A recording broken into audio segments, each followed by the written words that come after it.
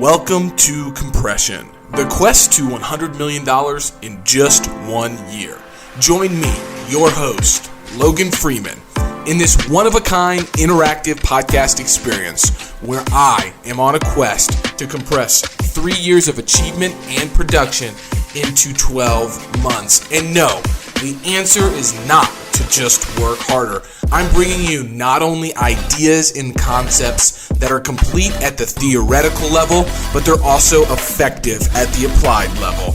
Look, guys, knowledge is not power. It is potential power. Knowledge plus massive strategic action equals power. We're talking about strategy, systems, accountability, all in real time. This is Compression. Welcome back to the year in review episode of the Compression podcast. Jerome, sitting here, end of December, getting ready for Christmas and the holidays, thinking about the last 12 months, talking with you. Went through my year in review on Monday internally, and we'll do that today as well, because I always love doing the year in reviews, with other people, because it's so, you don't always see everything, when we start to actually list the things out, it's like, wow, that's impressive, and I was going through kind of all of the wins and things like that. And I'll say this first off, and we're gonna end the year at 90.8 million.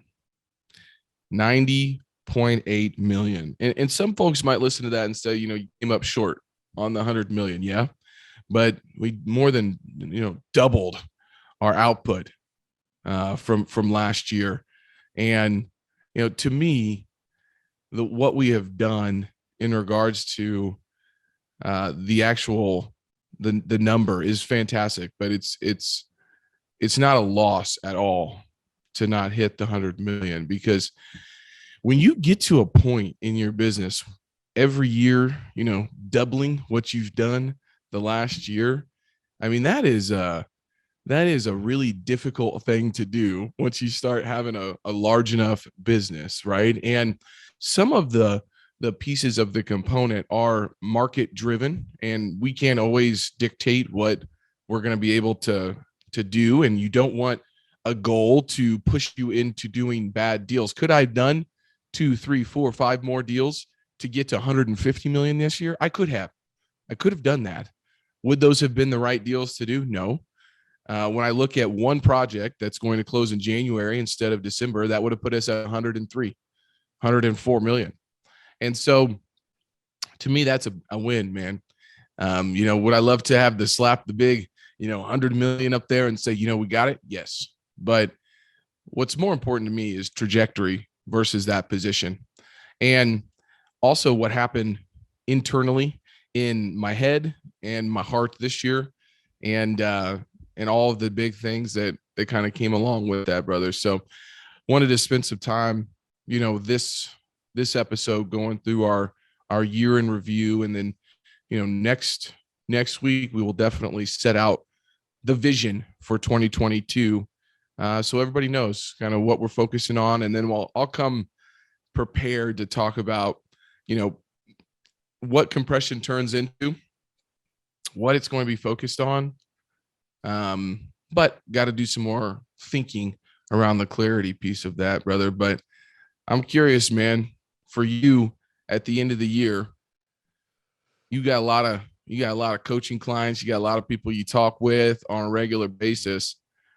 What's that year in review process look like for you, and how do you kind of go through a debrief on, the last 12 months, and what are you trying to get out of that process, man? I mean, obviously it's celebrating wins, but to me, it's thinking about the learnings, mostly about what you've learned in the last 12 months. But I'm curious, what's that process look like for you and for the folks that you work with on a regular basis?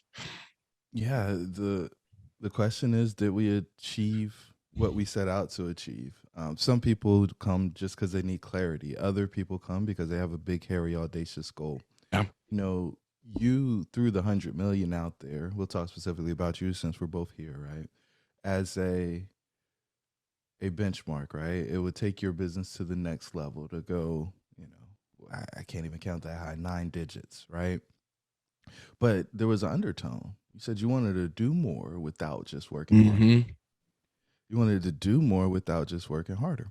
And when I start thinking about the year, it, Logan, I think you took more days off this year. Yeah. I, 100% I, did. I think you did. I don't know the actual day count, but every time I turned around, you were doing a day off to take Bella to the water park, or you and Taylor were doing a staycation, or Yeah. let's talk about some of the stuff that wasn't so amazing. You had COVID, Mm-hmm. right, and you had to quarantine for like 2 weeks. Yep. I mean, so when we talk about the goal, there's essence, and then there's all right. Here's a benchmark, and so Mm-hmm. are these guys moving the benchmark just to say that they achieved it or to make themselves better? For me, it's a resounding no, simply because your goal was to do more without just working harder. And so Yeah. we learned about leverage, we learned about delegation, and probably the thing that has given, I think, the most comfort to you is dealing with stress, Yeah. right? You used to just wallow in it, and you figured out how to swing in, swing out. Your heart rate's down. You've been working on your health. Stress is just way down, right? And it's when you look at the picture a year later after you've done all the things you said you wanted to do, you've adjusted. When we think about the assumptions, did we really think the market was going to be as tough as it was this year? I mean, when you think about the number of deals that you had to look at compared to what you did last year, Woo. um, just that ratio in and of itself changed. Staff changed, Yeah. and the amount of clarity and the level of intelligence that we have when we think about the world and how we see things, when that changes, I think you can stack it all up and say, I either put it on the line and I laid out for that pass, or made that block, or whatever metaphor you want to use, and know in your heart, and this is amazing. And oh, by the way, in a lot of ways, the time is arbitrary. Trying to raise money in the last 2 weeks of the year, a lot of these things, if bunch of stuff didn't go exactly right, you just aren't. It's not practical for you to hit that. And Right. so, if we swing it 2 weeks one way or 4 weeks one way or the other, do we get it? We do. If we adjust our buy criteria, do we get it? We do. And at the end of the day, that is what I'm more interested in. There's a lot Yeah. of guys who just pound, pound, pound, got the next hack, got the next strategy, got the next tip, but you're actually building something that's sustainable, right? You're building Mm. something that turns into a flywheel that's going to work when you're not working.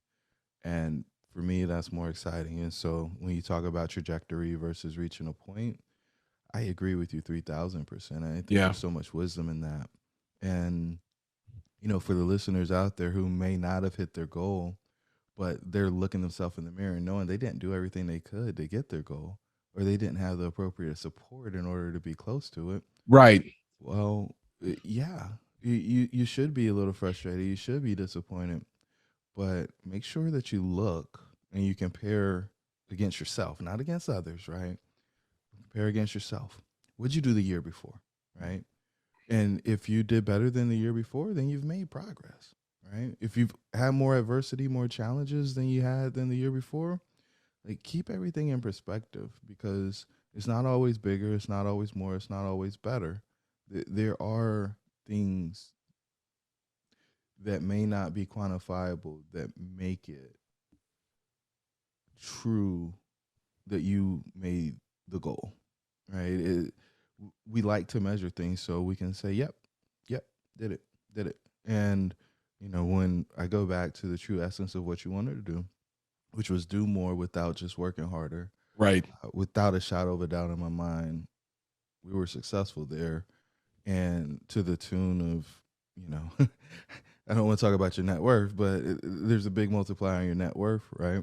There's a big multiplier, not maybe not as big as you want it to be on your income, but I think that's going to pay off for you in future years when you harvest some of the gains from buying things the right way. Right. I keep coming back to this cost basis thing, right? Mm-hmm. I keep coming back to this cost basis thing because I think people are missing it.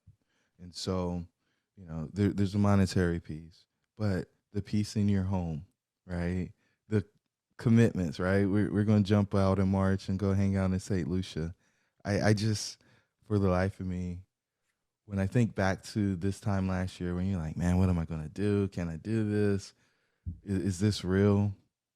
Yeah, man, it's real. Your dreams Absolutely real. should be real. And we're over here dream catching and dream creating, And for me, I always go back to John Wooden's definition of success, right? Success is the self-satisfaction and knowing that you did everything that you were capable of doing in regards to trying to achieve something. And when I look at that, there's not a lot of days that I can look back and say, that was a loss. I didn't do what I was supposed to do that day. I wasn't intentional about what I was trying to accomplish there. And when I look at all of the, the work that was done, it's all to work in the future. It's all building up something in the future. There was a lot of delayed gratification in regards to setting something up even greater, down the road. And I think that was a really big component of this year is, building a, some sort of self-sustaining, business around me and our company and personally and professionally to allow this growth on a regular basis. That was the biggest component that I was missing in years previous. When we think about folks that are supporting me now, I've got Jill, Crystal, Lee, Allison. I mean, there's 4 people around me that last year at this time, I was basically doing all of that work. Right. And so one thing I really learned about this year was leverage, utilizing leverage through people, technology, and capital, and how to actually implement that on a regular basis. The other thing that I learned about myself this year was what my superpower is. And my superpower is similar to what Darren Hardy says his superpower is, which is being able to look at a big goal and then break it down and create habits and systems around that to stay self-sustainable to actually go achieve those things. And I think that's the hardest part for folks is a goal is not just to achieve the goal. It's what is the becoming process while you're going to that end journey. And when I think about my intelligence, when I think about my relationships, when I think about my stress and my health and my family and all those different things this year, I moved up, man. I leveled up. And I took a next step, which is incredible. There's people that I spent time with this year that I'm like, you know what? I see kind of these repeating themes in their lives, and nobody does this thing alone. And I think it's really important to understand that. I used to be kind of the guy that would just say, put it on my back, man. I'm going to do it, and all of these things. You just throw it on the back, brother. I can handle it. I can handle it. Now you can handle it, but you're also just going to be going from the loudest to the latest on all fronts. And that's not a way to live, and it's not sustainable.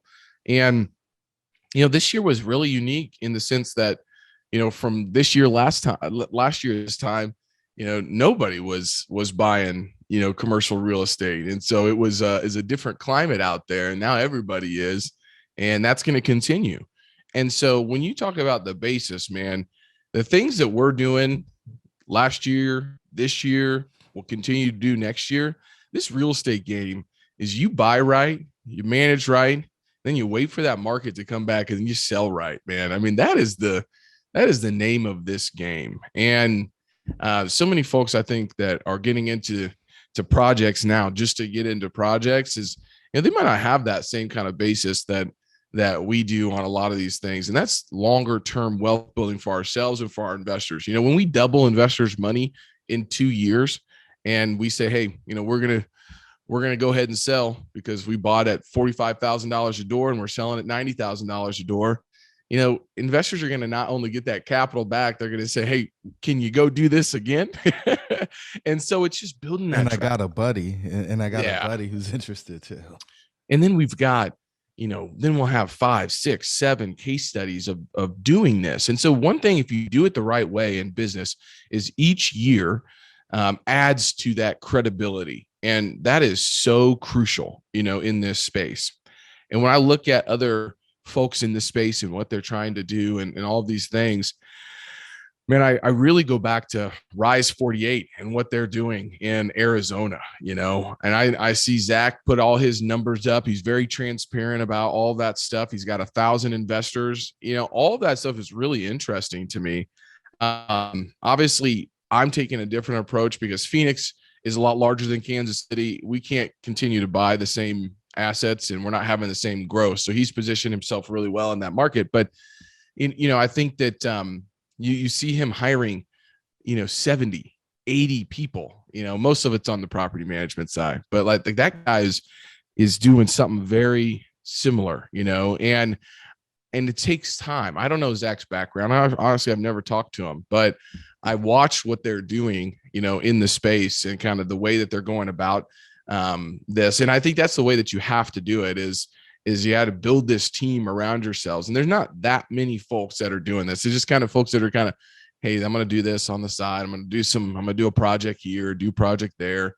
And unfortunately, that's not self-sustaining. It's a good portfolio allocation, but it's not self-sustaining to actually grow something into being able to achieve a longer term goal. And so for this year, for me, when I look about like the wins, you know, what forced me and our company to do going after 100 million was build systems, was utilize tech, was to get better at operations, was to build a team around us to be able to go kind of move that needle forward on a regular basis. And I tell you what, that's not easy to do. You know, it takes people years to build teams. And, you know, we're going to be at 14, 15 people. We've got a new office space that's being built out. I posted that picture of us playing a little putt golf in the hallway, you know, and, you know, got 5,000 views on LinkedIn, you know, and it's just things like that, that it's corporate culture. It's all of these pieces that are going to help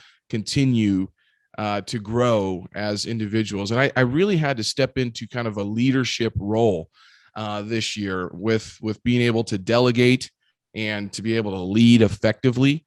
And those are skill sets that I'm always going to need to tap into, right? And that's why using that leverage and understanding the 3 levels of delegation, understanding what stress is, how to manage it, and you know, continue to move forward is kind of like the biggest win for me this year. The number is great. I love that we doubled what we did. I love all of those things. Started a brokerage, bought an office building, all of those things. But I didn't work harder this year. I worked smarter and I applied leverage in a big way. Now I got to get better and I will, but there's things now that don't just land on my desk that live and die by me. I've got a team to help me move things across the finish line. And that alone is just incredible and gives me a lot of comfort for the years coming up, which I'm really excited about, man. So let's go through the 6 levels of the red pill because I always put everything against that framework, right? Yep. So your self-image, the worthiness conversation, and I think we can check that box resoundingly, right? Self-image for me has been huge this year. And what I mean by that is detaching myself and my self-worth from what I am trying to achieve. Is like knowing that every day, you know, I'm trying to eat healthy, drink less alcohol, be the best version of myself, hero husband, hero father, keep my priorities in line, be present, have boundaries, be able to deal with stress, love myself. You can't give what you don't have. All of those pieces, man, my gosh, I took huge strides, making time for myself. All of those things, game changing, total step above where I was this year, not doubting myself, my confidence levels, my ability to understand, the actual process of what it's going to take, being okay with saying, hey, you want to make God laugh, tell him your plans, knowing that everything that I set out to do is not going to happen to a plan, and that's actually the norm, not the outlier, and being ready for that, right? It's just all of those pieces. I'm just in a better place from all of that growth on the self-worth side. Absolutely. Let's talk about your relationships, because you were. I was like, "Who's your five?" He's like, I think I got four, right?" Mm-hmm. So, can you say those are better than they were this time last year? I absolutely can. And obviously, having, and they haven't really changed either, but my relationship with Taylor, and we're on a different wavelength. I mean, it's we're married, obviously. We're husband and wife, but we're also parents. But we also are on the same page in regards to being kind of partners in this whole thing Partners. together, right? Yeah, it's Your like partners, and that's it's where I was going to go if you didn't get there, because partnership yeah, is the ultimate. Like, a lot of people, hey, I got the title, I got the ring, that's ultimate. But no, a lot of people are retired in place. They aren't actually participating and acting in those roles.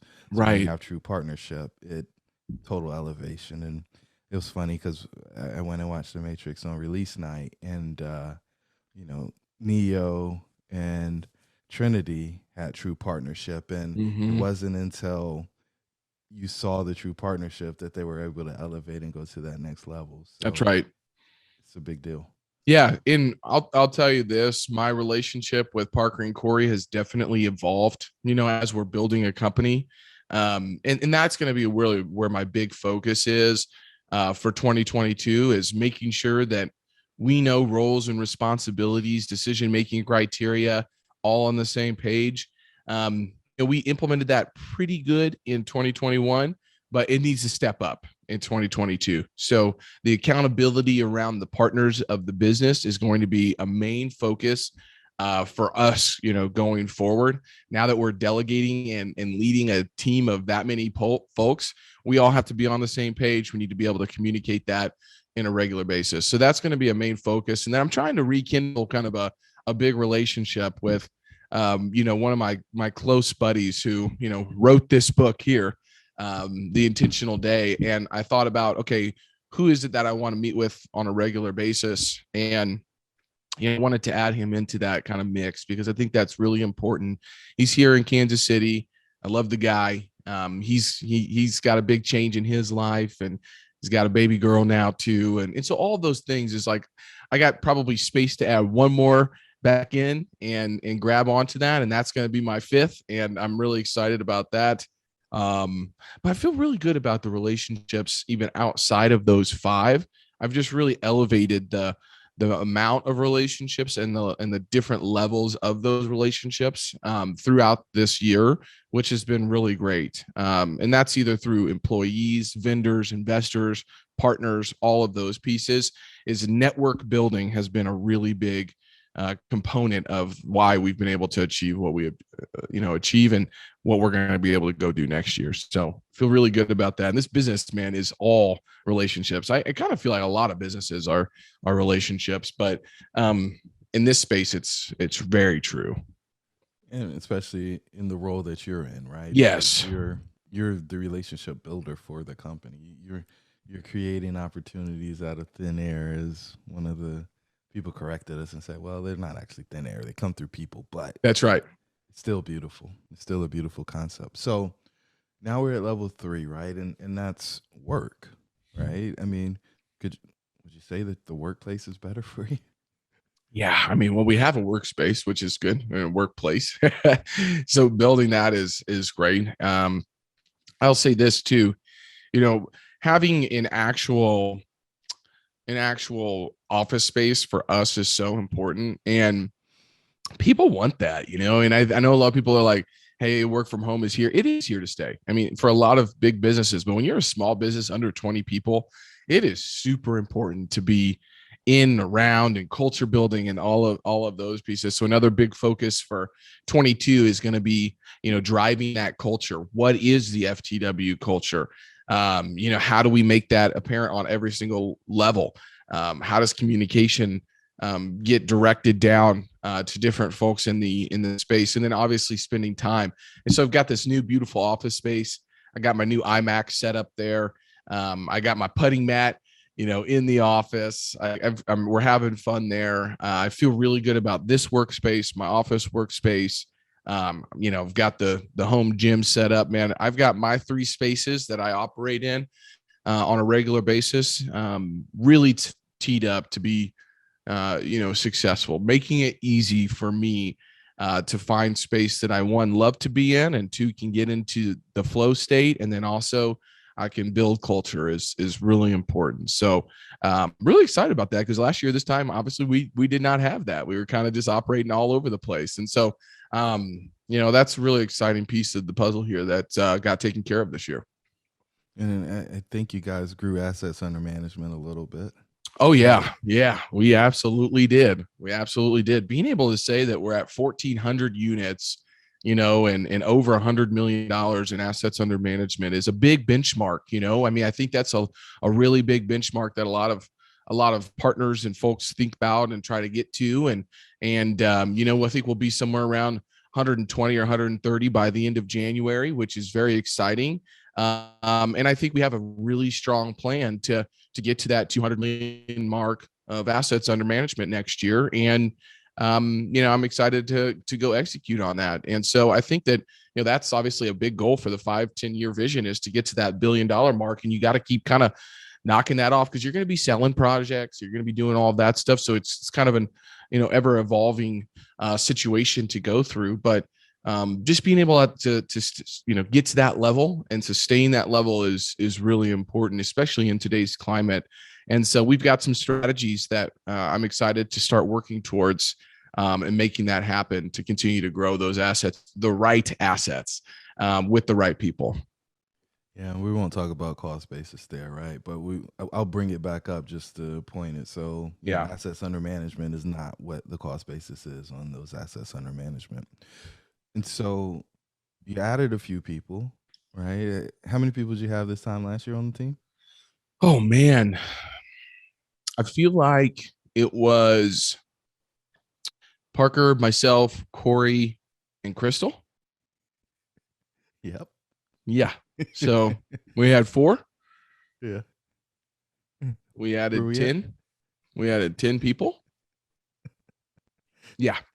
4 people hired 10. Think about that, right? Mm-hmm. In the course of a year. So, I think things are going well in the workspace, right? And so those bottom 3, self-image, relationship, and work, they create all your stress, right? Mm-hmm.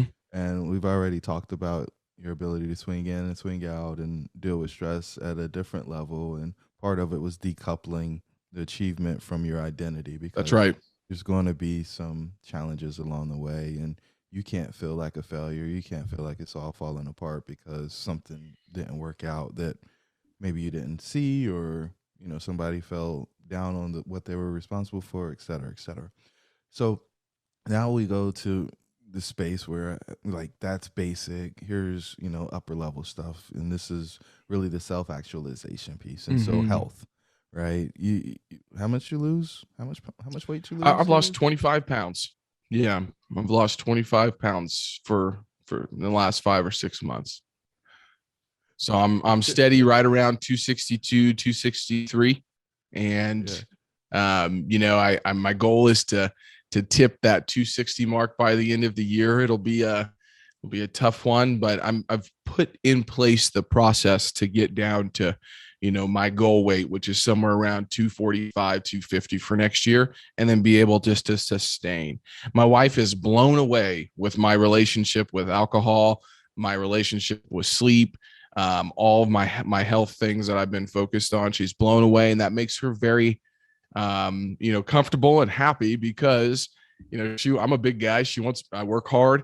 I got a lot of stress I got to deal with. She wants me to be around for a long time. Yeah. So when she sees me working towards that and prioritizing that, man, it just makes her so happy. and it makes me happy because I have higher energy levels. I'm doing better in regards to that. I have better self-worth. I have workouts scheduled. I have all of those different things that really help me to be a high performer. And I tell you what, one of my biggest learnings this year was, if you want to be a high performer, you got to have sustainable high levels of energy. It is tiring. It is exhausting. Who wants to be on the phone for 8 hours out of the day trying to get things done and all the other work that you need to do and work out and have 2 kids under 2 and remember that you're, a husband first? That's difficult to do, and you have to have crazy levels of energy to be able to do that. And so I've got a really good system in place to do that. And I'm really actually excited about, continuing to, work on the health goal for me, which is really good, because when I get excited about something, where focus goes, energy flows. And I got a lot of focus on that right now. So you picked up golf this year. I think you I improved your did. stroke a little bit, and that's part of Yeah, the health. You're out in nature, your relationship building. You're absolutely. so we talked about the weight down. We didn't talk about BMI or percent body fat or any of those things. You're measuring all those. You're measuring your sleep. You're measuring your oxygenation. Yep. And there's one other thing you're measuring: resting heartbeat. You're Mm-hmm. measuring resting heartbeat, and I think that's down. So It is, man. Resting heart rate 7-day average is at 54. And so, that's really great. And, typically when I'm on a show or something like this, it's, 85, 90. I'm sitting at 74 right now, which is a great kind of operating heart rate. And man, I tell you what, I've been learning even more about breathing and making sure to continue to breathe throughout the day. I have some breathing techniques that I use in the mornings. When I'm tired, I get the breathing going and I get some adrenaline pumping through the system, and being okay knowing that, hey, you know what, I do need 7 hours, and I haven't had a whole lot of 3:30 mornings because I've changed my relationship with sleep. And it's like, if I'm going to bed at 9, I can wake up at 4. If I go to bed at 8:30, I can wake up at 3:30. If I go to bed at 9:30, I got to wake up at 4:30. I need that 7 hours of sleep. That really allows me to get my body battery back up above 85. And that's kind of a good metric. I like it to be at 100 every single day, but I got to focus more on my breathing. My oxidation levels while I'm sleeping is about 96%.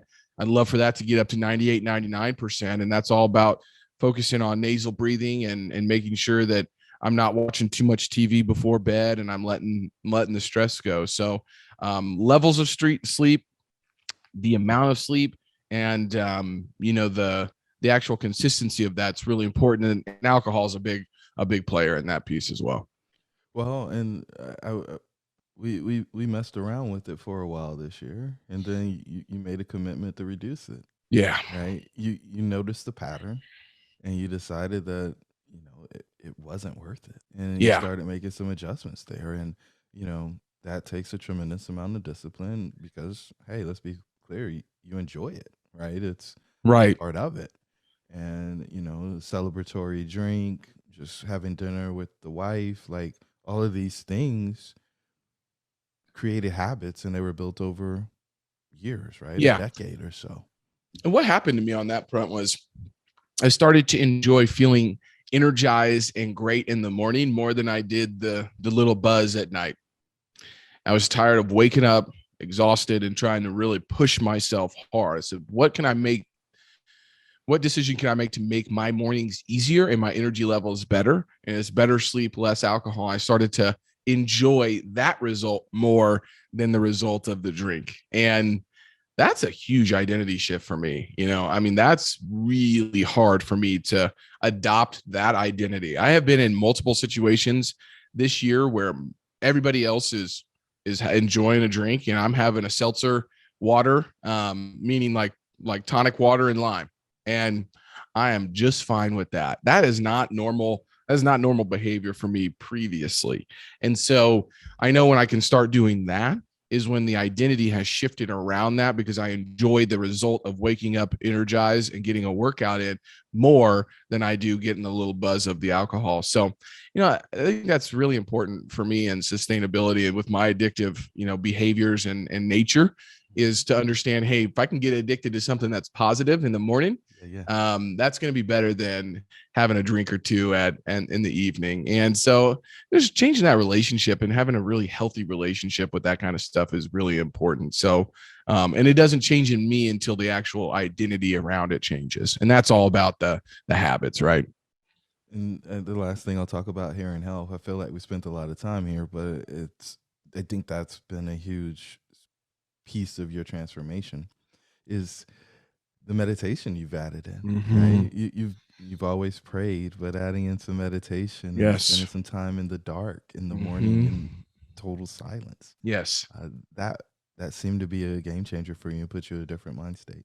Yep, the classroom of silence, just sitting there, focusing on the breathing and letting things come to me instead of always trying to be out there pushing on certain things. And I love that, man. And I find a lot of joy in going down and pulling on the rower and getting done and that feeling of clarity afterwards. And I get a lot of great ideas when I'm on the treadmill or the rower as well, man. Some of my best ideas come, when I'm doing that stuff. And that's not by coincidence. I think many high achievers know that whenever they get their runner's high or their workout in, the ideas come to them and they're able to actually create more brilliance in those periods of time than if you're just kind of sitting in the dark room. I still do that on a regular basis. I make sure I have that time. And I love the breathing techniques. I mean, if you haven't checked out Wim Hof breathing, or Matt Moylan just put me up on game with Lewis House. He just had a guy on that was talking about breathing, a doctor, and it is really, really incredible what you can do through breathing. And that was something I was open to trying new things this year, which was really on the health side, which was really cool for me. And I love having, tools in the tool belt that I can pull out and say, all right, heart rate's at 100 right now. I'm feeling a little stressed. Where can I find 5 minutes? Go put my music on and get 5 minutes of breathing in. It kind of resets the whole perception for that time period, man. And so Snap right out um, of it. it's a great thing, man. It's just a incredible skill that I've got to be able to pull out now, which is not, something I didn't have last year at this time. And the beautiful part of it is all these things that you've kind of added in, you can use them for the rest of your life, right? Mm-hmm. It's not like it's a consumable and it's gone. It's you. This is you're just more arrows in the quiver. You're ready to rock That's and roll. right. And so we're 4 levels in, Logan. We still got 2 more, and I think these may be more exciting than the stuff that we've talked about. Although, my face is hurting from smiling listening to you talk about the first 4. And so level 5 is prosperity. Mm-hmm. And so most people measure that in days off because that's time freedom. They measure it in income and they measure it maybe in net worth. And so I think all of those measures went up for you this year. Yeah. And and for me, days off is kind of a unique one. I was listening to Andy Frisella yesterday because I listen to him very sparingly, but I do like to listen to him every once in a while. He's a very opinionated guy, and I love him for it. He owns the crap out of it, and he works his tail off. But he was saying something like this, like, dude, I enjoy my days on. Like I enjoy work. For me, when I pick up a new book about economics, I enjoy the challenge, the intellectual challenge of understanding that and then communicating that via LinkedIn or making notes for myself. I enjoy figuring out how to delegate. I enjoy, figuring out how to find new projects and doing that kind of stuff. So for me, it's like the days off really for me are where can I find time to do something that kind of pushes me and in regards to still feeling like I'm trying to achieve something, because my days off are not going to be me just watching Netflix. Like that's not for me. It's either going and hitting a 300-yard bomb on the driver. It's reading a book and trying to understand it. It's being present with Taylor. It's surprising them with a mini vacation. Those are the things that really kind of pushed me. And I said, look at this past year, and I had way more of that time. In regards to all of those pieces. So the prosperity piece there was really important. The time off, when I say time off, I mean time that, helps me kind of recharge. is almost like baked into the regular schedule now, which is really a great thing for me. So that's wonderful. I've felt very, very good about that. I have more trips planned and I've got a trip planned January, February, March, April, all of next year already. So there's already going to be a lot of travel, a lot of time with family and doing fun things in the first quarter and a half of next year. And that's intentional, right? It's intentional about what I learned about that this year. In regards to net worth and income, both of them went up substantially this year, which is fantastic. Without working, harder. It's working on the right things and applying leverage to that. And that's going to be my real challenge that I'm putting set for myself next year is to be kind of a master at that and figure out, where in this crazy competitive climate can you still build a business, because the next couple of years in this business are going to knock a lot of people out. They're going to give up, their deals will fail, or they're just going to say, hey, this isn't for me. And that's when the real kind of people and the players and the hitters step up and say, you know what, the going's getting tough, let's get tougher. And that's what's exciting for me, is to wait for that opportunity and to pounce like a lion whenever it happens again, similar to what happened in 2020. So which is unbelievable to think about. Like, this will be the third year. So 2020, obviously COVID happened in March. We've had 2020, 2021, now we've got 2022. And that third year, we've been kind of dealing with some stuff. There's going to be some shakeups in our world this year. And I'm interested, don't know how or what it's going to happen, but I'm going to be ready for it because I've been studying it. I understand it. It's not going to hit us with this coming out of left field. Didn't see this coming. We know it's coming and we're preparing for that. Not a lot of folks are. They're just kind of operating out there like everything's going to be the same, like it always has been. And that's scary for some folks. And so being prepared for this next opportunity, staying ready and knowing that it's going to come gets me excited.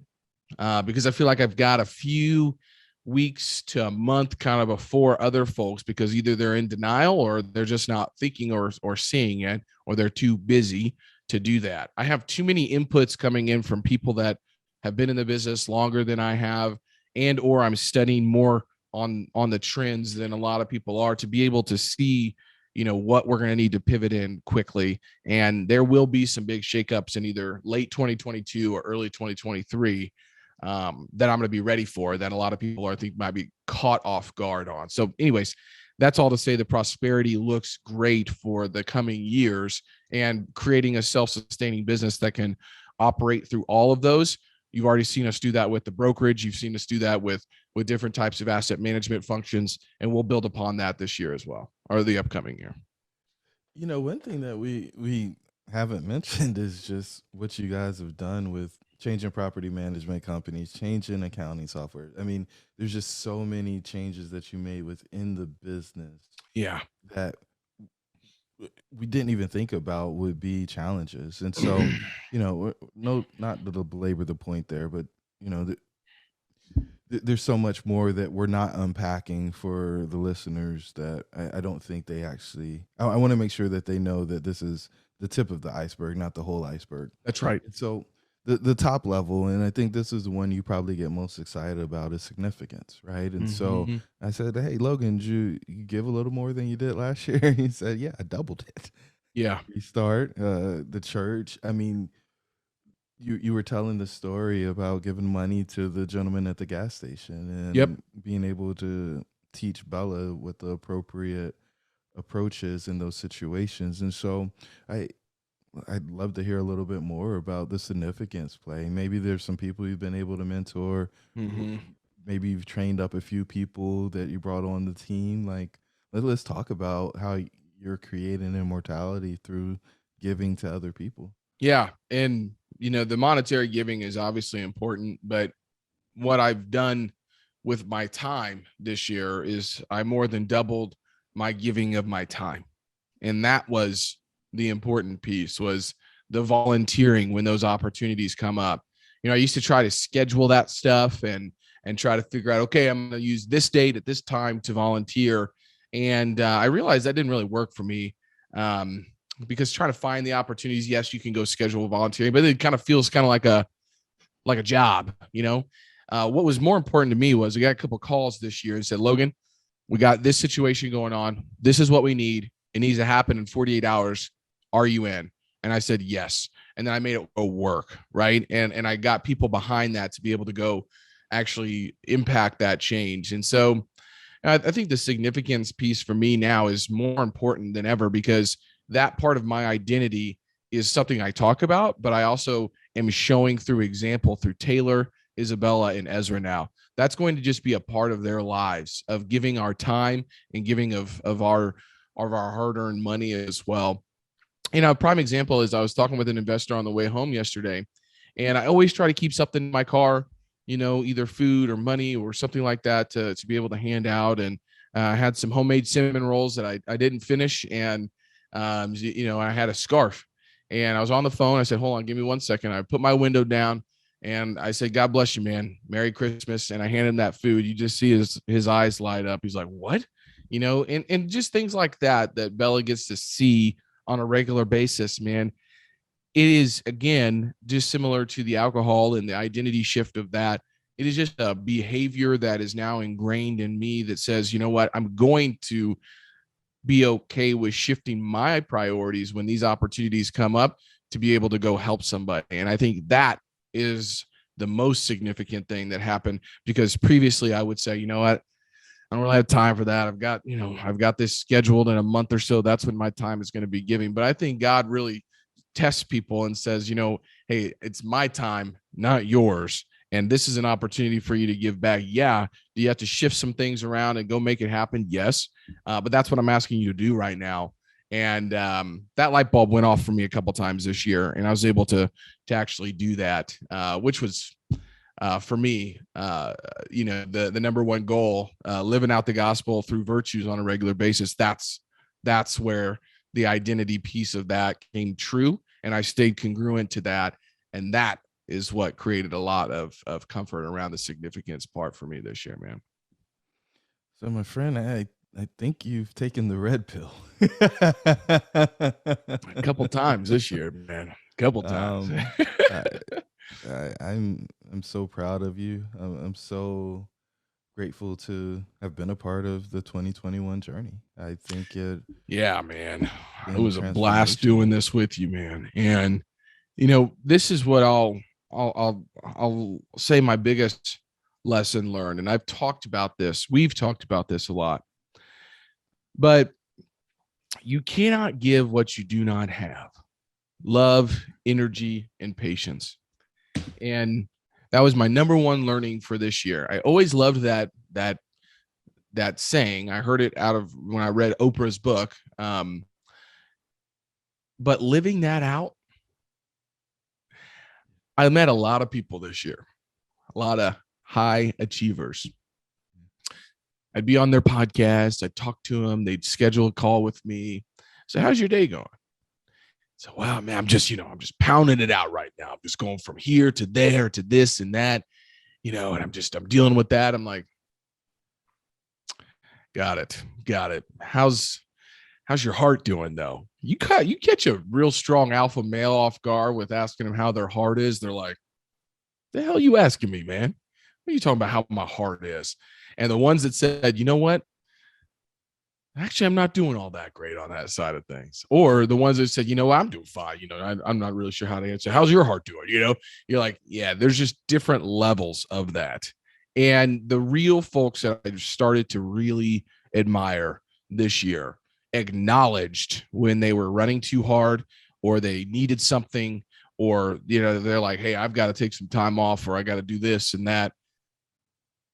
The real folks that I admire always give what they have, and it's always because they've got it internally figured out. And When I think about my patience, why am I impatient? Well, it's because my priorities are above somebody else's priorities. And maybe my priorities are misaligned. Why don't I have love in my life? Well, maybe I'm not loving myself. Maybe I stayed up too late. Maybe I didn't have purity of intention. Maybe I drank too much. All of those things. Why don't I have energy? Well, it's probably because I didn't sleep well, because I'm stressed out.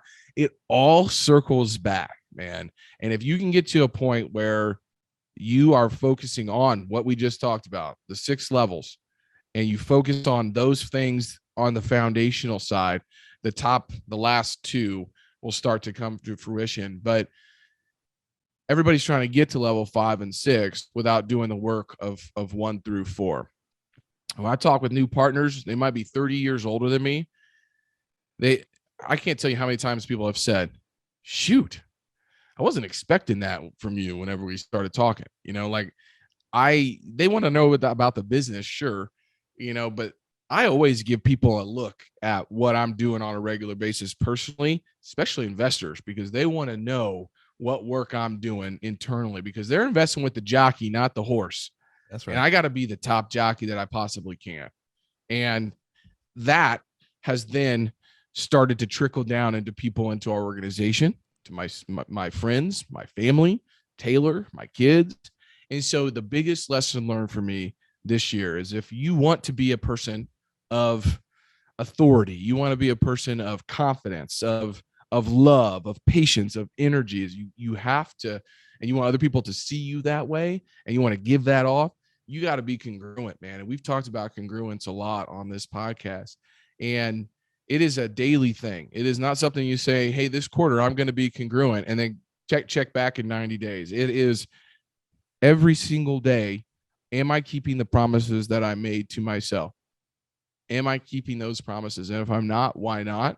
And if so, what are the new promises that I need to make to myself? And it's just it's been an incredible journey with you this year, man. And I hope people listen to this and hear that, when you have a big goal like that, it's not about achieving the actual end result. It's about who you become throughout this process. We got 100 some episodes of things that people can go listen to on a regular basis. You just said, this is week 50 that we've done this before the sun has come up, before most of these listeners are probably up right now.